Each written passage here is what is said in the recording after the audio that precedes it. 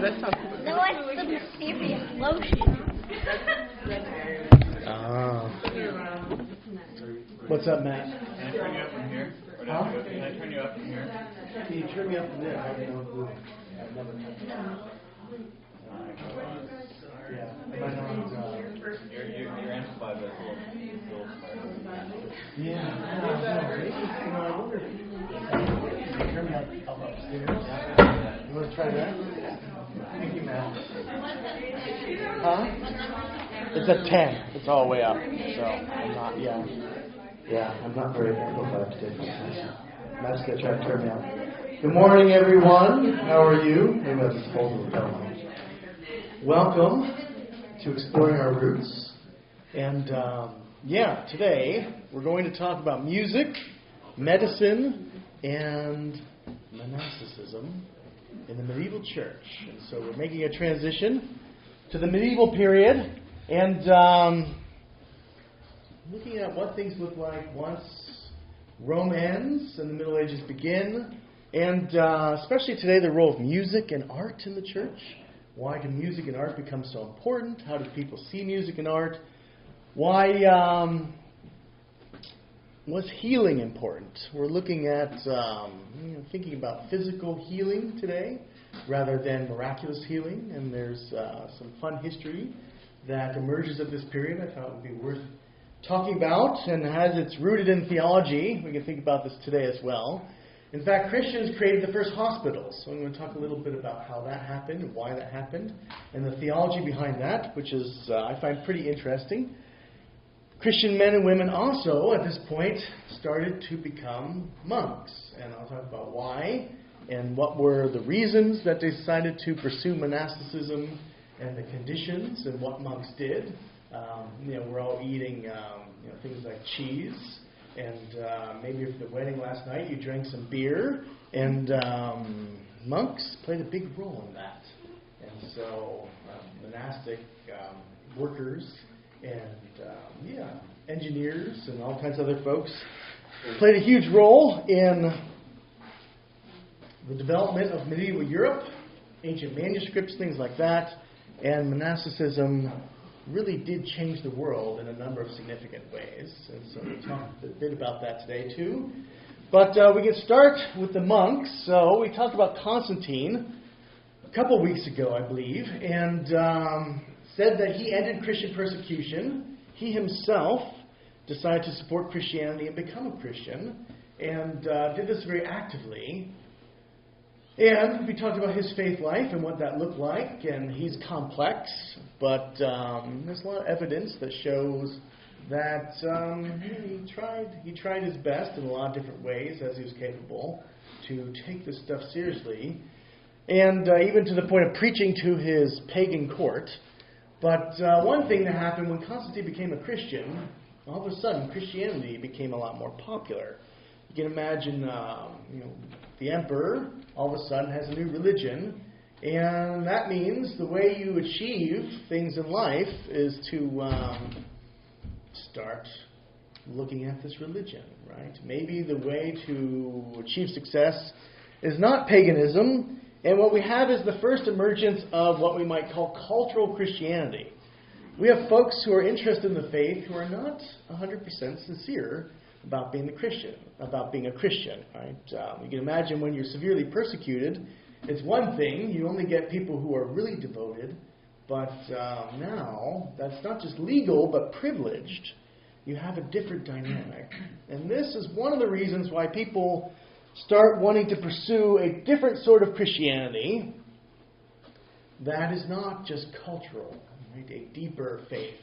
So folks want to have intentional community, to have very committed communities where they live out God's Word. They literally follow the words of Christ.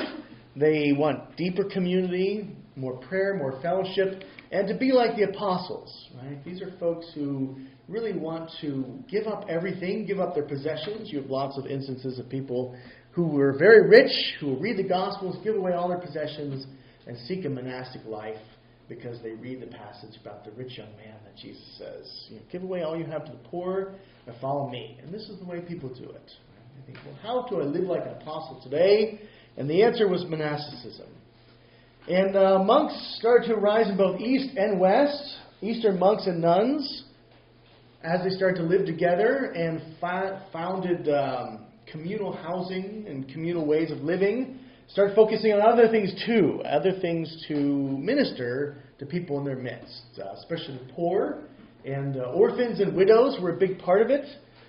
But they engaged in education, hospitality, especially for travelers, the sick, orphans and widows, social reform, evangelism, charitable work.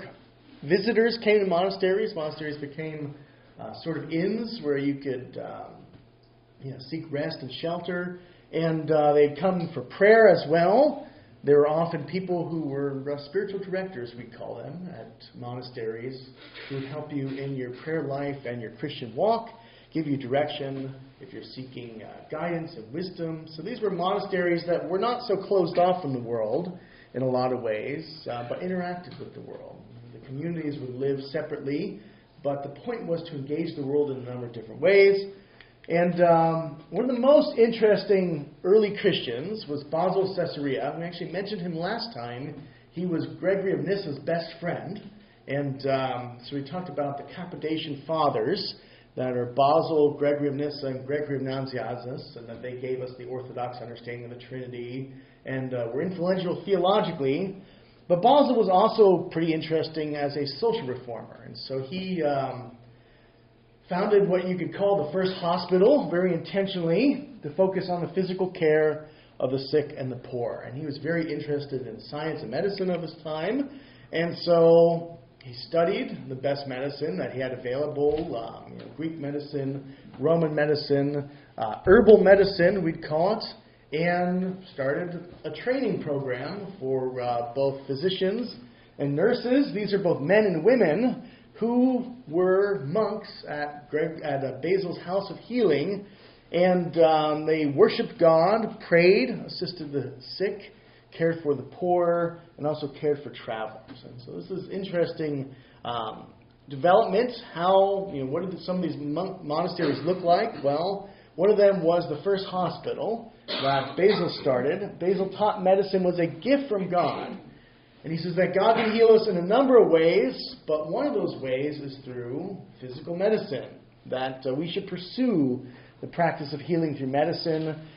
He argued that for every illness that exists, God created a remedy somewhere in creation, because God wants us to study creation to figure out remedies, right? So whether it's a mineral, a plant, a sea creature, or an animal, that God has created remedies out there.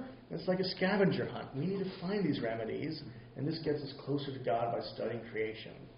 God also gave us intelligence, gave us brains to understand how to study these remedies. And so Basil was very interested in finding remedies for sicknesses, in theologically providing the foundations for medicine and the Christian world as a good thing, that God gave us remedies, created these intentionally, and we're supposed to seek them out.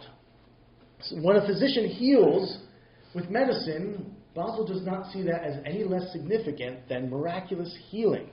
He says that Christians, if there's medicine available, they should use it. They shouldn't be seeking miracles if there's a good medicine out there, because this is also how God heals. And he says these are miracles no less wonderful than those of the Bible. So he says physical healing through medicine is equally miraculous. And it's a very interesting perspective. Here's a passage from Basil. He says, all healing ultimately comes from God. Sometimes God cures us without visible means when he judges this mode of treatment beneficial to our souls. So the reason is spiritual. Well, if it'll help you in your spiritual walk, then God might heal you miraculously and judge to heal you that way.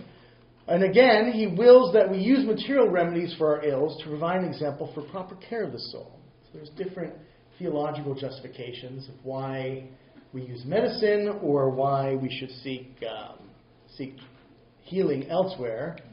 But, yes. Since you mentioned Basil and herbal medicines, is yes. basil the plants that we use in cooking? I don't know. Actually, I don't know where basil gets its name. Right. Do you know, Lauren? No. Okay. Yeah, I'll look it up. I'll tell you next week. Yeah, but good question. It'd be interesting if they're connected. Maybe you discovered it. I don't know. Yeah. They may not be, because I mean, it could be separate, yeah. Basil's Latin name is Basilico, Yeah. which is also like church. Church, okay. Basilica, yeah. Yeah. I don't know what the Latin or Greek root that is. Yeah. Oh, the Greek root is king. King, right? Yeah. So, yeah. So maybe both a common root. Maybe king's like the spice, and Right. he was named after that, yeah. Which is probably more likely, but who knows? It'd be interesting to look.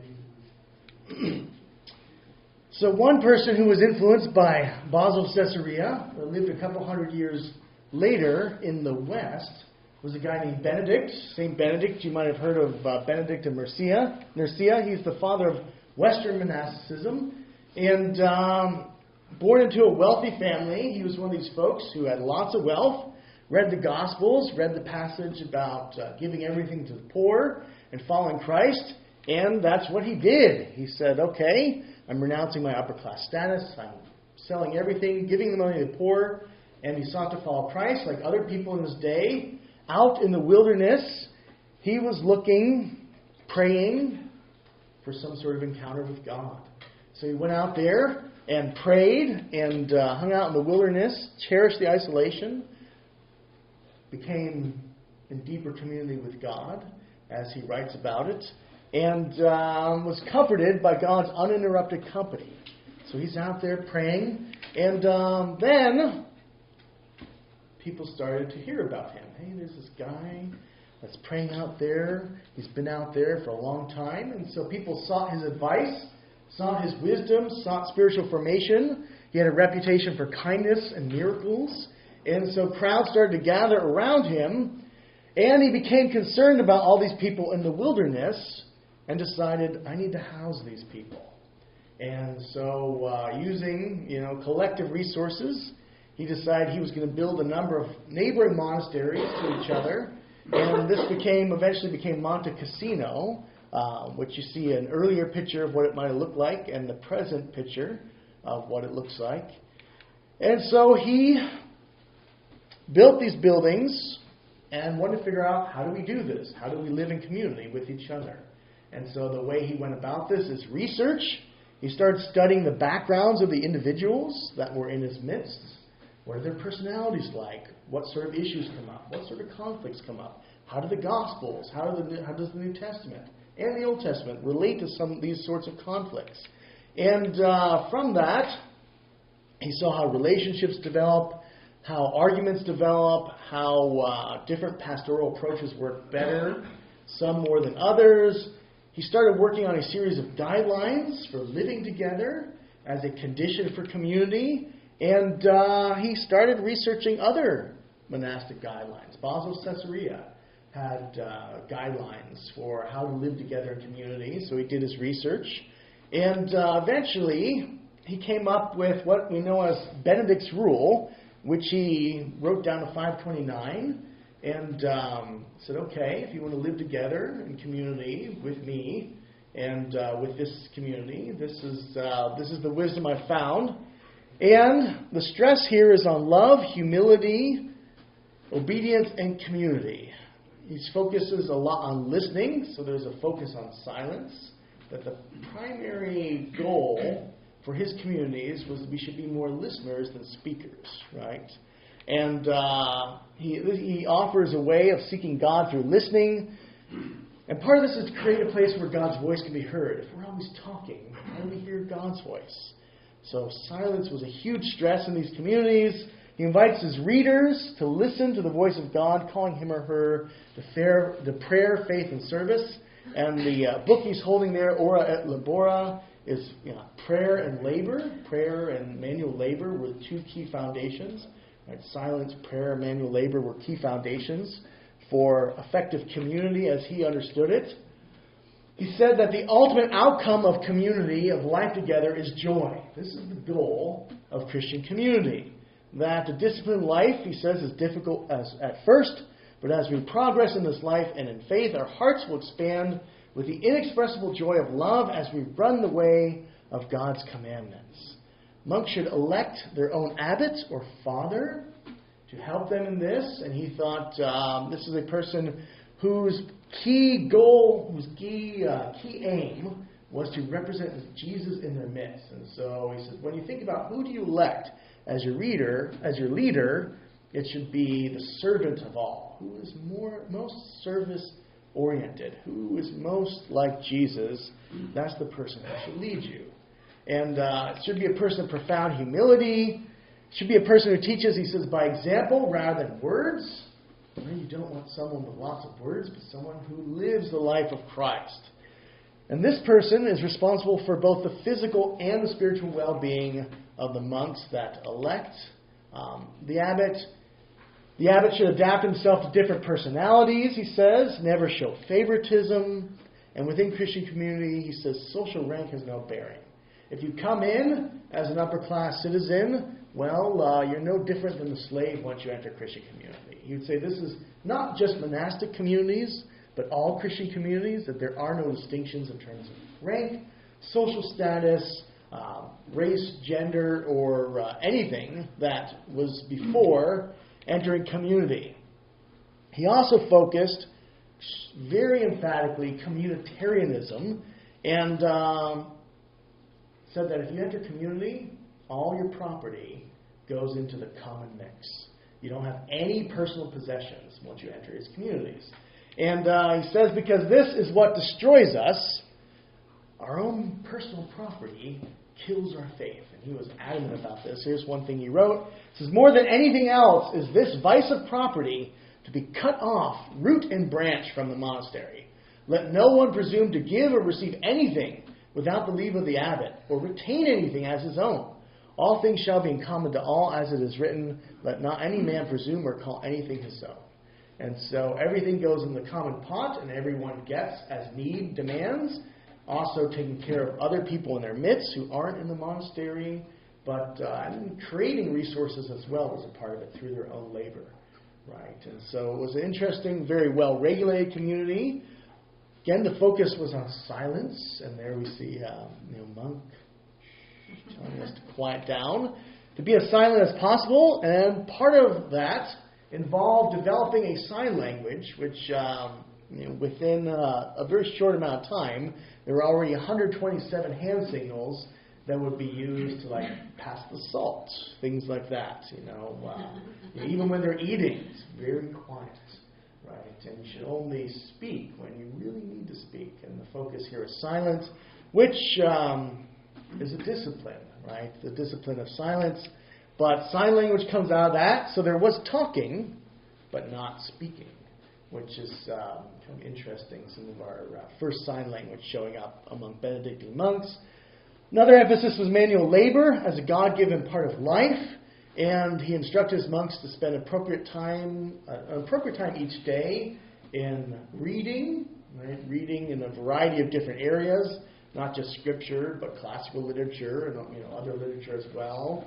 With scripture as the primary focus, but then prayer and manual labor, whether that's gardening, whether that's copying manuscripts, whether that's building things, whether that's helping in the communities near them. They wouldn't just labor for themselves, but they would labor for others who would need it in communities. And monasteries were designed to be self-sustaining. They really operated as mini villages.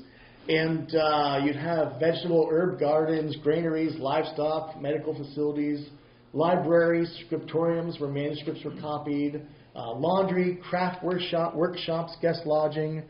The herbalists followed Basil in focusing on medicine, trying to create new medicines, seeing what worked through a process of trial and error. And it's interesting to read some of these early studies on what works and what doesn't. Oh, well, this makes someone even sicker, so this might not work.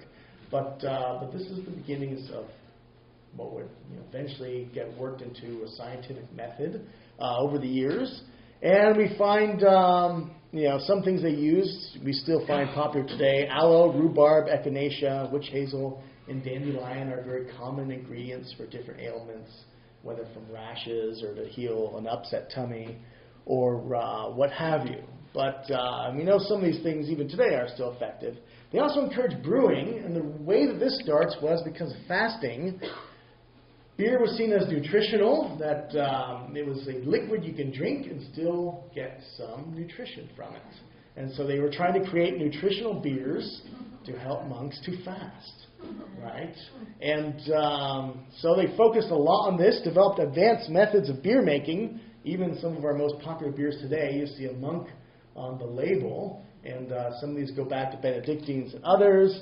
And some monasteries came to specialize in brew making with over 100 monastic brewers, right? So some monks were fully specialized. Eventually, you have monastic breweries, and that would have interesting impact in a variety of ways. But the heart of the monastic life for Benedict was music, and singing, chanting, instrumental music. These were all things that were pursued, and trying to compose new pieces to aid worship was really, really important for Benedictine monasteries. In terms of Western civilization, we can thank Benedictine monks for preserving manuscripts. Even today, I read maybe 2 days ago an article of a Benedictine monk today whose mission is to preserve Islamic manuscripts that are being destroyed by ISIS. And so he's going into the thick of things to save precious Islamic manuscripts that are being destroyed, because the Benedictines are still doing that, right? Benedictines in the Near East, they really value this preservation of manuscripts. So a lot of the classical manuscripts from the ancient world were preserved as civilization started to fall apart, right? When Benedict founded his monastery, this is right after the fall of Rome, right? So when you have Rome being taken over by other forces, we call them barbarians, but Lombards and folks like that are coming in, and society is breaking down. So monasteries become the stable points of order as society is changing, as we're moving from the Roman Empire in the West to the Middle Ages. These monasteries are preserving ancient learning, preserving ancient methods of winemaking, cheese-making, beekeeping, right? They're also innovating, interestingly enough. Some of our main innovators at this point are these Benedictine monks and others who would follow them. They were the key iron producers in medieval Europe up to I think the 1400s, right? So they're the ones making the metal. They're mining the metal, they're breaking it down, and they're making it. So they're making the instruments for farming and for other things, and this is where you get your metal from these monks, because they're continuing these traditions, these Roman traditions, in the stable communities that are profoundly Christian communities. They invented and constructed technology, sophisticated water power systems. They invented the first clocks. The first clocks we have are from 996 CE, and these are Benedictine monks who invented these clocks. Some would say that they literally saved agriculture in Europe by preserving farming methods and then teaching others, this is how you do crop rotation. This is how you plant various sorts of crops. But we could say the main legacy is really one of education and literacy, focusing on manuscripts and reading, teaching people in the surrounding areas, trying to convert barbarians to the Christian faith, showing the value of this.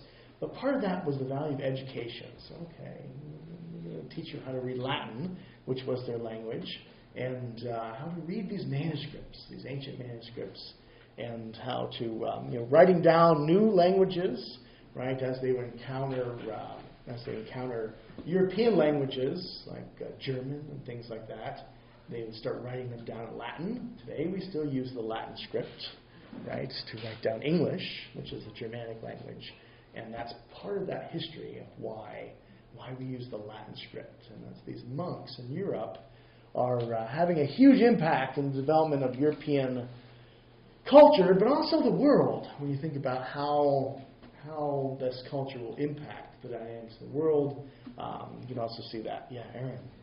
Going back to you were saying how Benedict wanted to treat everyone equally, regardless of social class, gender. On gender, were these sort of mixed gender communities with they were single sex, So they were communities for women and communities for men. Okay. And depending on the context, sometimes they meet for worship, and they do certain types of works together, Yeah. but they were celibate communities. So how does that square with this idea of gender equality? Well, I mean, that everyone was the same, but celibately the same, right? Was the goal, right? Yeah. Does that make sense? No. That everyone gives up their possessions, right? Yeah. So whether you're a man or a woman, you give up your possessions, and if you're in the neighboring monastery of women, then there is a common, it's a common pot still, right? Right. And so you do work together, you worship together according to gifting, right? And so, it wouldn't be, you could say, equal in the sense that, okay, well, everyone's going to do like the tough lifting now. So, that's the sort of, you could say, well, what sort of work can you do, whether you're a man or a woman, right? What are you gifted with? Are you gifted with big muscles? Well, then maybe you're going to do more of the plowing or something like that. But if not, well, what can you do? And more of that approach, which is not, which is, according to everyone's needs, right? If you're old, well, you're not going to be treated the same as a younger person, right? You're going to be treated according to your needs. And so I think in that sense of equality according to needs was more the vision. Yeah, but good question. Yeah, so another key person following this tradition, we're getting into the Middle Ages. As time is moving forward, now we're getting into the 500s, into the 600s, and we find an individual by the name of Gregory the Great, who was very influenced by Benedict, and Benedict was very influenced by Basil. And Gregory is another person who's born very wealthy, born into the ruling class, but heard the Gospels. Rich young man, sell everything you have, give to the poor and follow me. Does the same thing, right? Gives everything away, follows Jesus by becoming a monk, and uses some of these resources to establish his own monastery, and actually 7 monasteries around Rome. He became very popular, very well known for his spiritual wisdom and discernment, so much that folks decided they wanted to ask him if he'd be pope. So he was the first monk who became the pope, who became the bishop of Rome. Right? At this time, the bishop of Rome is taking on significance because society is crumbling around the bishop of Rome. There's no active Roman emperor at this point in the West. And the bishop of Rome is also taking on a significance in terms of establishing order. Gregory actually pleads with certain invading parties not to burn everyone's houses. And he uses his own money. This is one of the first things he does, is he uses his own money to pay off barbarians who are attacking Rome. And they decide to, we won't burn it down. So he actually saves Rome at one point by bribing invading parties from his own money. And he was a leader, right? He's trying to keep society from crumbling. And the way he does this is by founding these monasteries and doing what he can to help those around him who are suffering from invasions, famine, plague. The point here is society is crumbling around him, and he's trying to do his best to keep things afloat and to preach the gospel in the midst of this chaos. And he also is interested in church reform. He's a leader now, so if he sees any corruption, cultural Christians who are not living like Christians, he's calling them out. And he's also interested in culture. He's noticing all these new cultures from all these different invading parties, these what Romans would call barbarian cultures, that of the Franks and the Germans and others. And he finds value in these cultures and wants to make connections with them from Christian culture. And so here we have a bridge between really a continuous culture from biblical times, right? The Roman culture is still biblical culture. That's a culture of the New Testament. But now it's entering into this other culture in the West, which is a non-Roman culture. And he finds indigenous religious practices that are different than things he ever heard of, and he's one of our early sources about these. And he encouraged integration of indigenous sacred sites and festivals into Christian practice. So he's trying to create meaning, we're saying, okay, well, the Germans have this festival. Can we give it a Christian meaning? Can we take Easter and give it a Christian meaning? Right? And today we still have a lot of these holidays that we celebrate. And a lot of this is from the influence of Gregory and others who said, let's baptize, let's transform what's already there and bring Christian messages and symbols into it, and in that way redeem it. Right? So he sees value in other cultures. He says, how can we redeem these other cultures in the name of Christ and make them solidly Christian, even though they have still the rhythm and the feel of the indigenous festivals and practices. And so there's a balance there. One thing that's interesting happens at this time is missionaries are being sent out. So Gregory starts to send out missionaries to everywhere, pretty much everywhere he can. But his focus is on gentle persuasion, and he encourages faith and supernatural intervention. So he sends out missionaries. He says, depend on God, right? Expect miracles. God will meet you in the mission field and sends folks out. Some of those were to England. In 450, the Anglo-Saxons, which are from Germany, invade England. And this is Roman England. So Roman England falls. And we have a new series of English kings, right? Anglo kings and Saxon kings. And one of them marries a Christian princess, a Roman Christian princess, who then wants a church, right? So she marries this Anglo-Saxon king, but decides she wants a church, and that's in Canterbury. And it's one of the most ancient churches in England. But then she wants a bunch of missionaries, and so she asks Gregory in 597 to send missionaries. And this is the re-beginning of the Christian church in England, which continued successively from this point till today. Right? And so English Christianity, as we see it today, starts then. He was also focusing on literacy, charity, education was a big part. And so you have this continuity, right? We're into the 600s, and we're in the Middle Ages now. And we've left Roman Christianity at this point. When we get into Gregory, we find that there's this transition. But one of the most interesting things about Gregory, one of the things I like most about Gregory, is how much he encouraged the arts, both the musical arts and the visual arts, in Christian worship. And Gregorian chants, if you know Gregorian chants, that goes back to Gregory the Great. Perhaps you've heard some of these chants. And his focus is, okay, how do we use the arts? We have masses of people who can't read and write. They can't read the Gospels. He's trying to help them to read and write, trying to help them to learn. But he says, well, what can we do when we have so many people who can't understand any of these words? He says, well, we can make music, we can make art, which he called the Libri Idiotarum, right? The books of the illiterate. He said, well, visual arts and song are books for the illiterate. And he says this is what we should focus on. And this became a basic aesthetic principle of the medieval church and promoted the use of arts in the church, that this can help not only by teaching spiritual truths, but also keeping those principles ever present before us to remind us of the spiritual dimension of our ordinary lives. So there's something about a song that's different. A song gets in your head, and a good song can work on you, can transform you.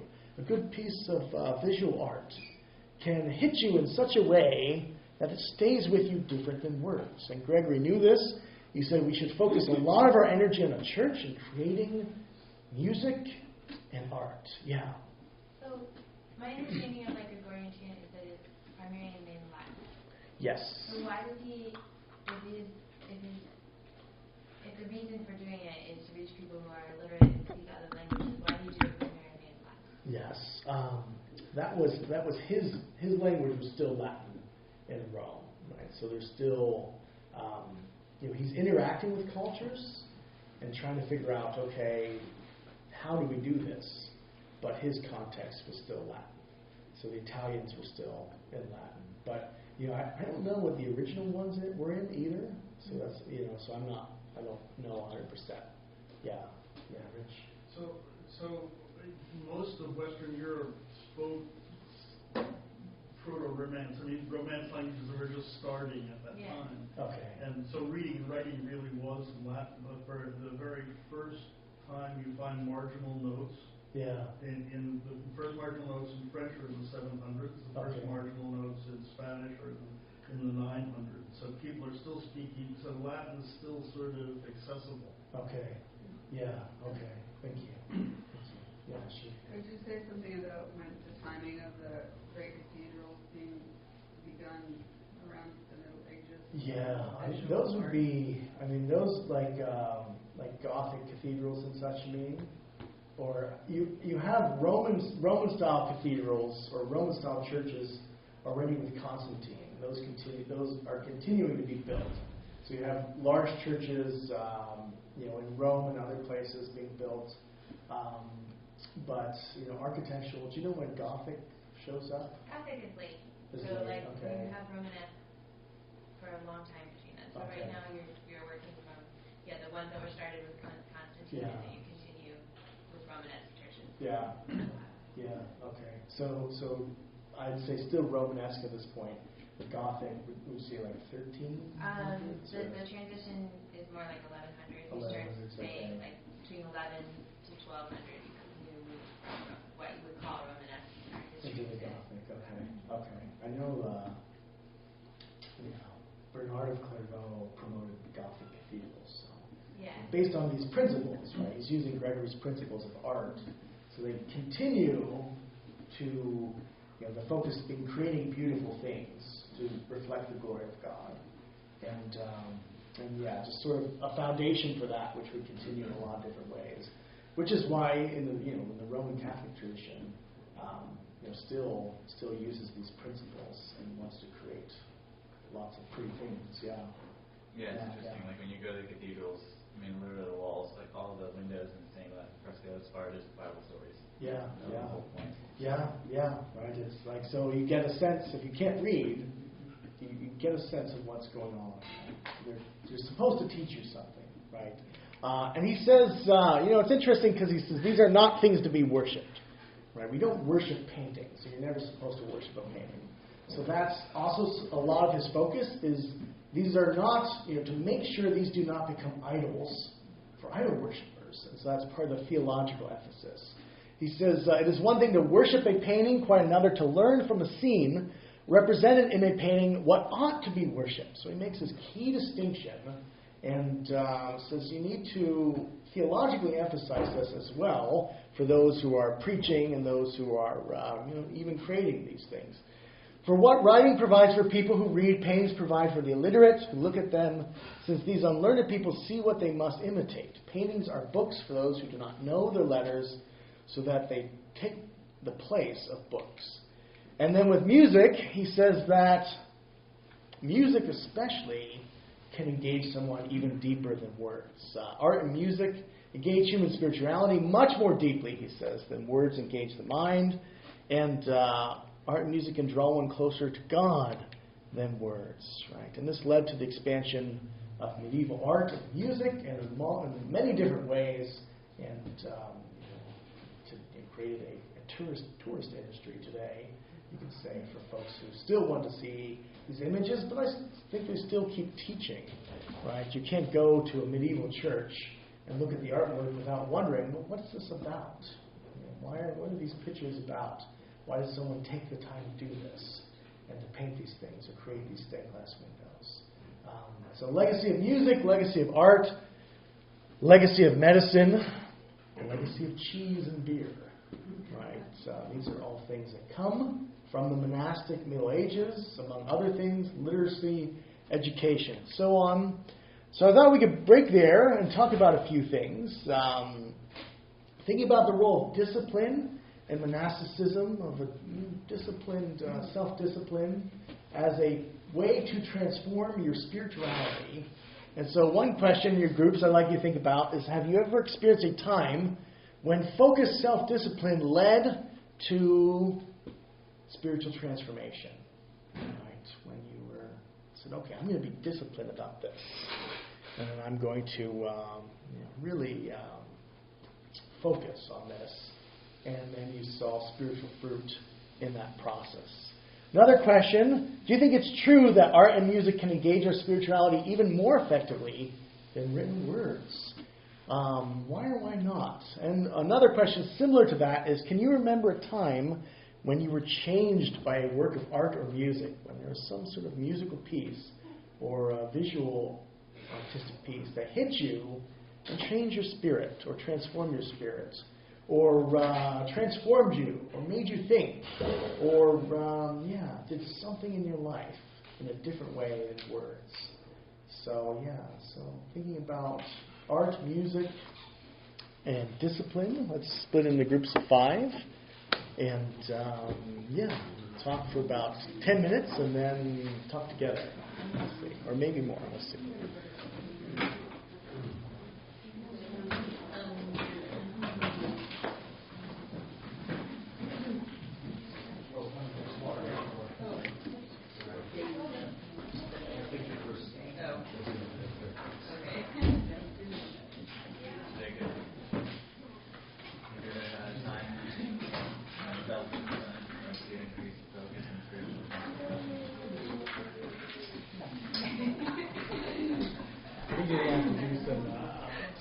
Translating in the spirit of Gregory. Curiosity, why do the priests and monks in the West? Why are they celibate? Because Eastern priests aren't celibate. I know they have celibate monastic traditions. It's part of the reforms, actually. So it was You mentioned how the at this point, the priests actually weren't.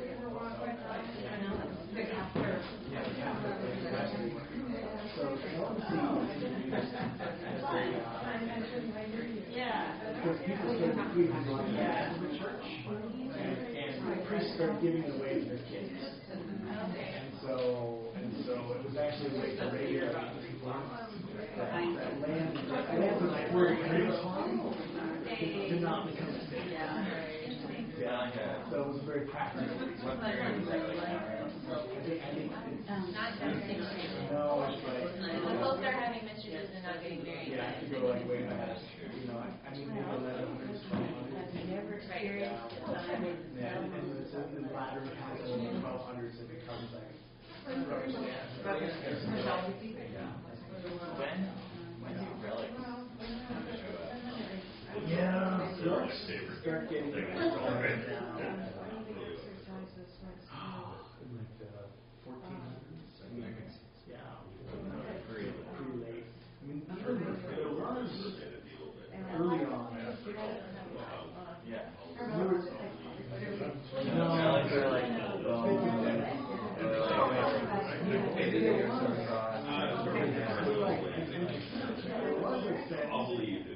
which wasn't.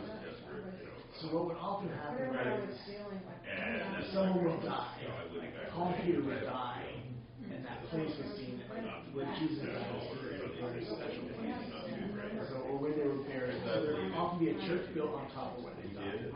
So as a way of like communing with their their legacy in that spot. So in that sense, no one would like dig them up. Or like, say, touch the bones of Peter. But in that sense, you say, the physical remains were recorded. But it wasn't until later that they started to like dig them up and actually start selling bones. I mean, the tradition of church is founded on St. Helen, a place like where they died. It was thought, well, the better church would be founded on the remains of someone. So leaving some remains of someone,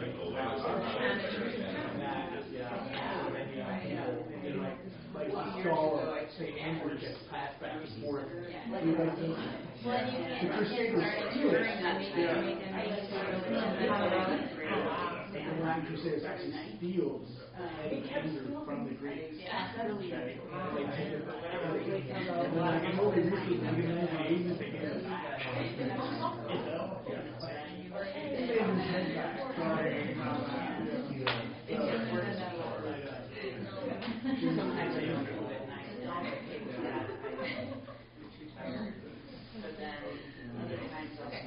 Yeah, so 15 minutes. Yeah. Varies, but I find it really helpful to transfer my day of what I would like for driving and where did I It's always good. kind of look back on Well, like, I find Maybe not every time like work, I have like the habit that I go to is like, and it's like when I don't do that, I'm just gonna not do it. I'm gonna focus on something else. It's not necessarily spiritual transformation, but maybe more so like more present. I said engage record in life.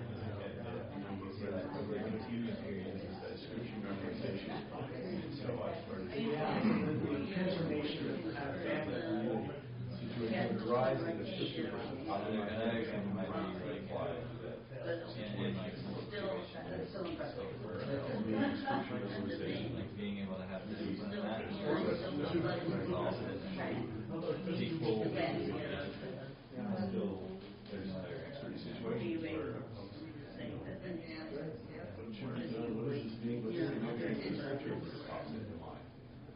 I also think putting spiritual transformation is difficult sometimes because I think sometimes when I think spiritual transformation, well, it has to be whereas like I feel like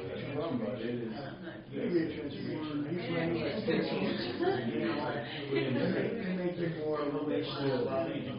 Yeah. Love your neighbor, love God. Sure. Yeah, because I can say like, if I say like, it has self-discipline that made it easier. Times where self-discipline has made it easier for me to be loving your friend. Like not eating food. Like means that I'm not tired, cranky, or angry all the time. Yeah.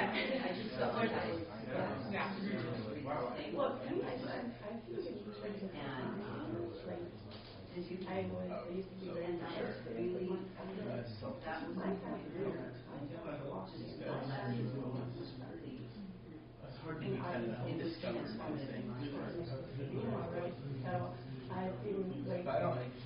There were three Certain points in your life.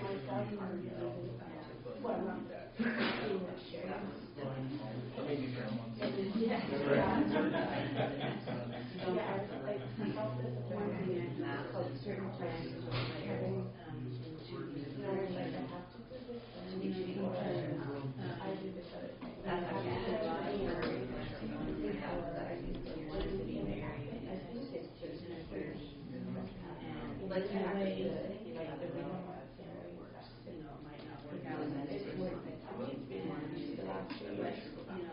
Some years later, on different prayers, might have seen in her 40s, God brought someone into her life. There's no seeing over a long time, years and those spiritual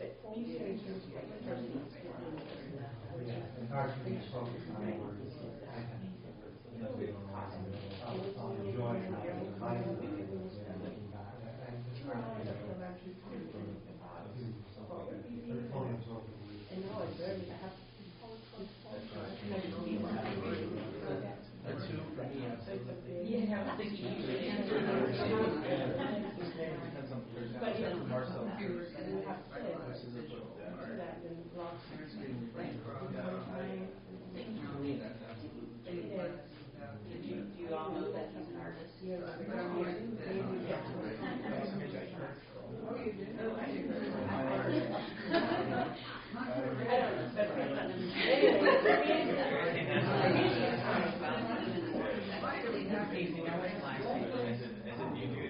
There is a baseline rhythm.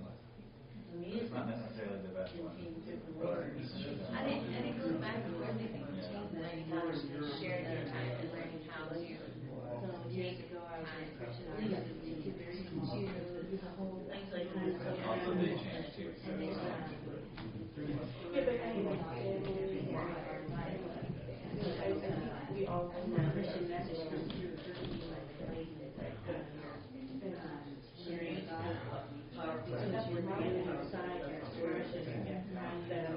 reality around you and nature.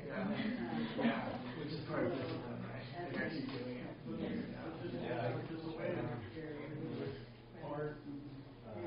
Does that make more sense? Yes, it's true. The question makes sense. So you know when you, here's the question. So when you get angry at people, Gauge your you spirituality. should look at afterwards. But if you work on forgiving or loving, then you feel better.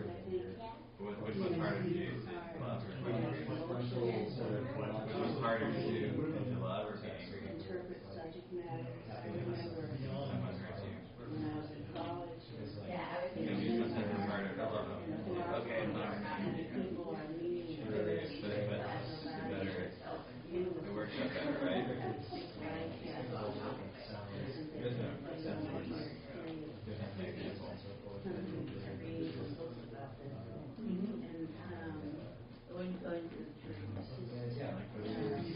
Yeah, so we think about, we can treat them together, and transform them.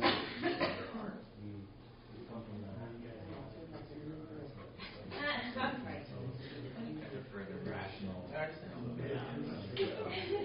Binary codes.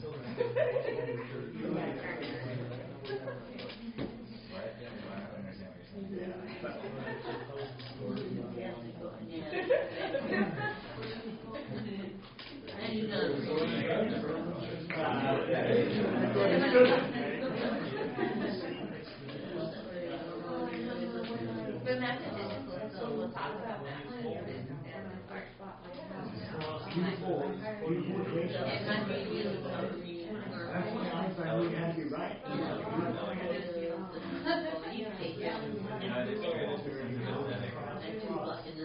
Things are better if they're intuitive, if you understand something that is more.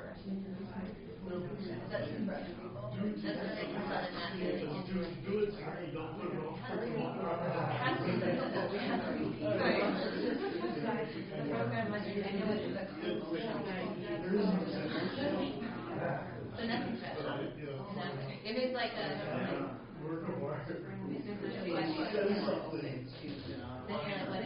of like, I mean, that sort of aesthetic is sort of like, you know, when you have, it's like when you make something and then it's good as a function. I think that's it does its job well. No, I'm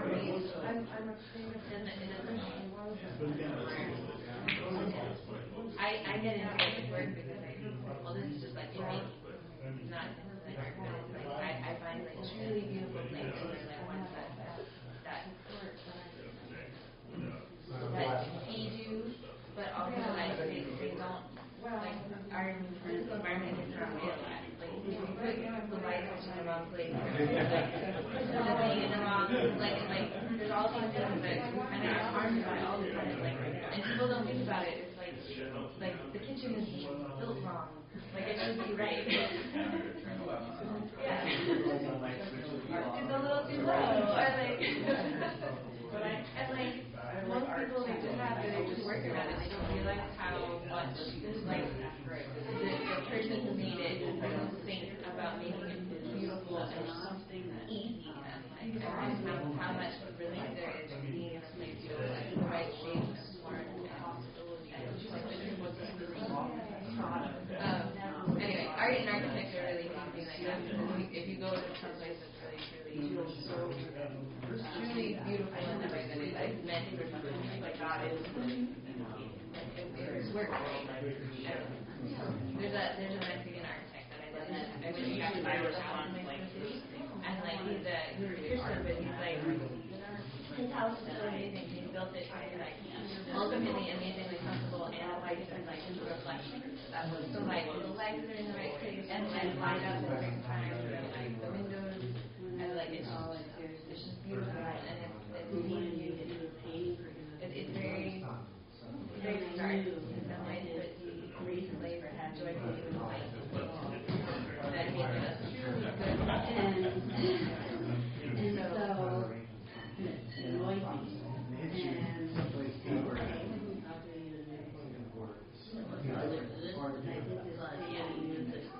very you can see living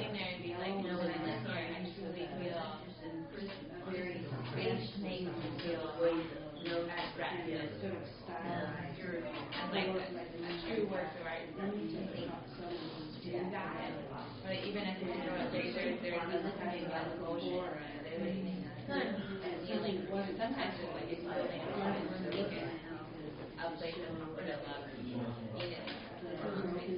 A jagged sort of it was very stylized. And a jagged kind of flat. Oh,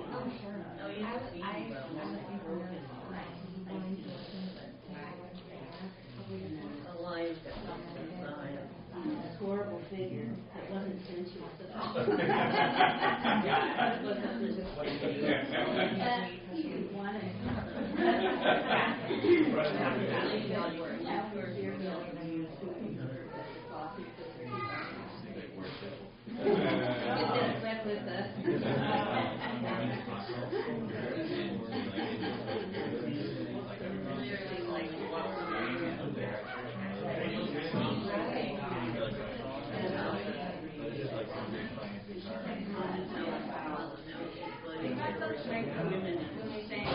I'll fly away and figure out we did rock there at the orbit and it has me like they said I'll fly away to like a whole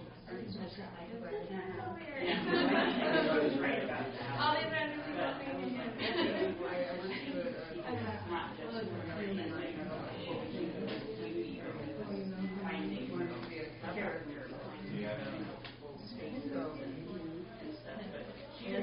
are she wanted to beauty.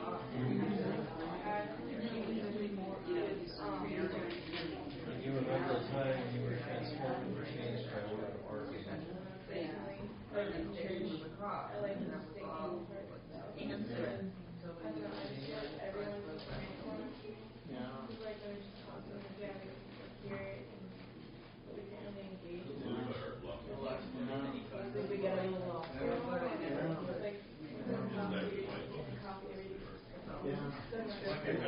The expression was almost, which is better, music or the sermon?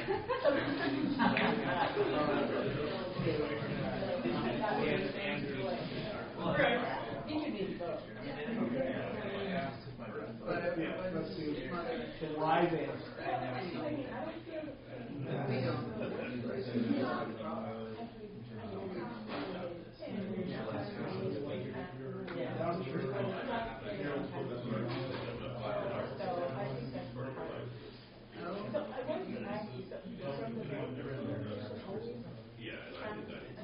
They always sing, so even back in pre-Christian Jews would sing, but there was a traditional singing that Gregory was emphasizing sort of innovations in melding the art of singing and visual arts. There was a stylistic ways Christians would decorate churches based on Roman tradition in terms of art, Roman frescoes, and early Christian art. Sticking to Roman style, and Gregory was saying, what about cultural style? They bring Celtic stuff to Christian art, they bring Germanic stuff. So he sees the culture on one thing. Yeah, from the beginning, it was before in the Old Testament. Singing songs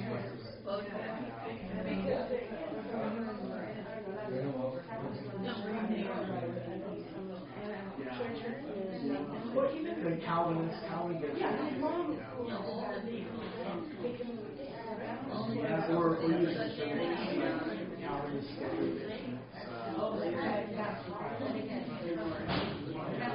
because they're too Catholic. Because they're too Catholic. Oh, yeah.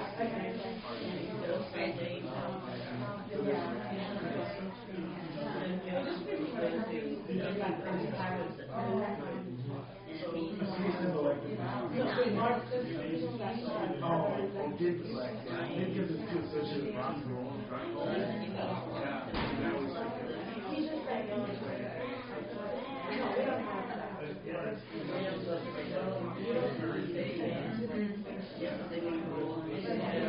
That was anyway, because it's like long hair, it's in that way too. Or even beards, no beard.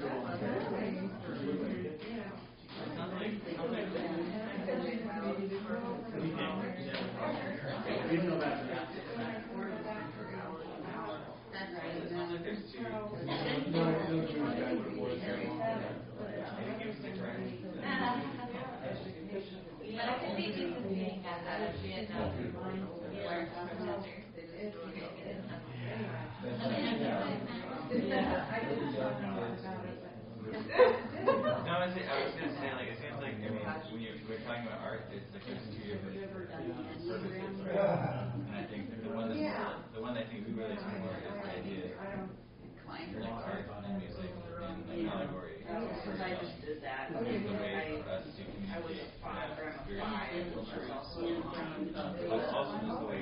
So I'm reading all this, realizing that I'm going to church and I get to have access and not my knowledge.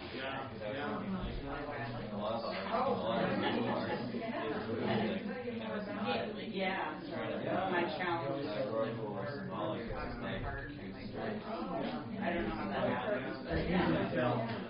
It's like a self. Talking about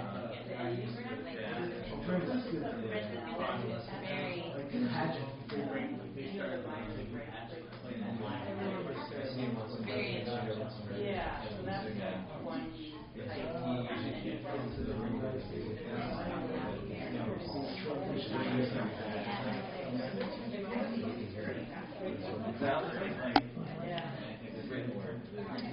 All right. Well, let's talk for a few minutes here together. And yes, does anyone want to share a time of self-discipline that led to transformation? Spiritual transformation or otherwise. By spiritual transformation, I mean essentially helping you to love your neighbor as yourself or to love God. That's how I would basically define spiritual transformation. But anyone want to talk about self-discipline or questions 2 and 3? Because we only have maybe about 5 minutes. But anyone want to speak about music or art or self-discipline? Anything that you guys shared in your groups? Yes, Rich. So, and the second question, I think it's a little bit apples and oranges. Okay. There are things that art can do, there are things that music can do, and there are things that words can do. Yes. And it isn't complete unless you have all of it. Yes. So it's not which is better, the sermon or the worship music. But both are good, and they have different places. So you can think about maybe the third question then, right? Times of transformation. Does anyone have a very specific time of transformation you can think of that involved music or art? This isn't a transformation. I mean, it sort of combines something, but I was mentioning it when I was in college. A fellow asked me to do a painting for him of a naked woman, and I knew that his reasons for it weren't very righteous. Okay. And so, anyway, and that made me kind of annoyed. Yeah. And so I thought, okay, I'll do one. And I did it sort of stylized, very, gaunt, a woman that's been abused, that was not very pretty to look at, and kind of horrifying, they had yellow and black, which are kind of cold, kind of, in sort of an icy surface. She was sitting on, kind of stylized. But it was just to show the horror of someone who's been abused. And of course he didn't love it. I did sell it later on, but so the power of art in that, right? Like what one person's intention is versus how you respond to that. Good. Thank you. Scott, you had your hand up too. Oh, I mean, I definitely have, it isn't necessarily the spiritual experience of what art can do. You said a very specific moment. I just remember the first time I ever had an encounter with art where I realized it can do that. When I was in a used bookstore in Spain, and I opened up a book on Paul Klee, who I had never heard of at the time. And I just remember at that moment I realized there are other universes that I know nothing about, and art can show you the way. Okay. It's like a moment. Okay, door opened up. That's great. Because I didn't grow up around art much at all. So when I realized, man, I've been oblivious to something really powerful. Okay. That was the start of the journey. Okay. Was that when you yourself decided you wanted to be an artist? That's when I was like, I must do something too. Okay. You get that feeling. So that was the moment. Okay. That's great. Thank you. Yeah, Rich. So for me, I first started becoming really serious about being a Christian when I was in college. I went to sort of Bible Baptist kind of church, independent Bible church. The congregation could sing 4-part a cappella. Yeah. And did. Nice. And that was just absolutely transforming for me. Okay. At the point when I was becoming more sensitive to God and more open to God. To have been in that context. So the beauty of that music hit you in a certain way in your transition. That was key.